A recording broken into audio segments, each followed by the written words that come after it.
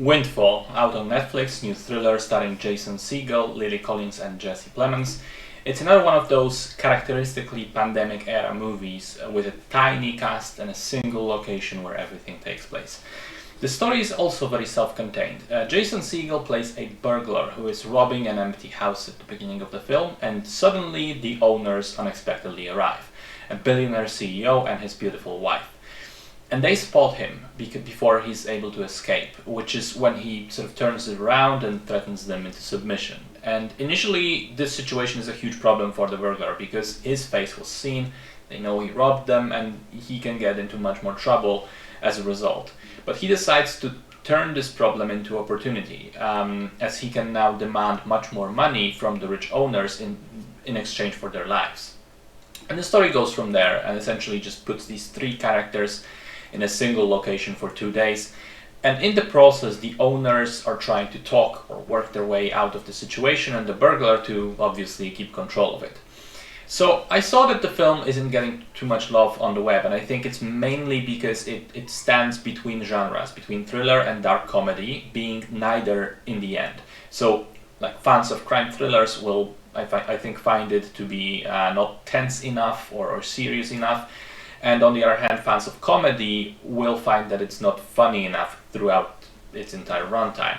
And I'll admit, usually when that sort of thing happens, that the movie tries to be two different things at once and is neither in the end, I tend to dislike that as well. But somehow in Windfall, that works, I think. And I think it's because this seems like it was actually a deliberate decision to not be a full-on thriller or a full-on comedy, but rather have just elements of both. I like the character dynamics and the fact that there really is no likable protagonist here. Each of the three characters is pathetic in their own way and clearly sees themselves as a hero. The burglar is dumb and incompetent. The CEO is kind of predictably selfish, manipulative and arrogant.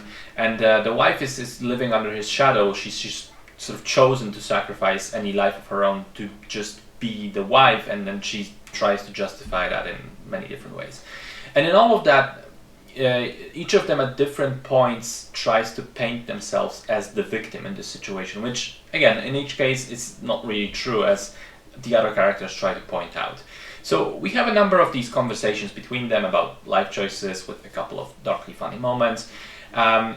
What I also enjoyed about the dialogue is that sometimes the scene seems to be going in a very specific direction and then ends up not doing that thing that you expect, surprising you instead. So that was good.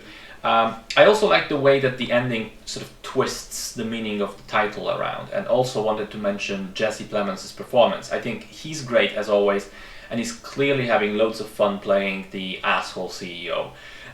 All in all, I think it's a weirdly solid film. Weirdly because it does stand in between genres, and at the same time, it isn't doing anything particularly revolutionary, but hey, I just enjoyed watching it.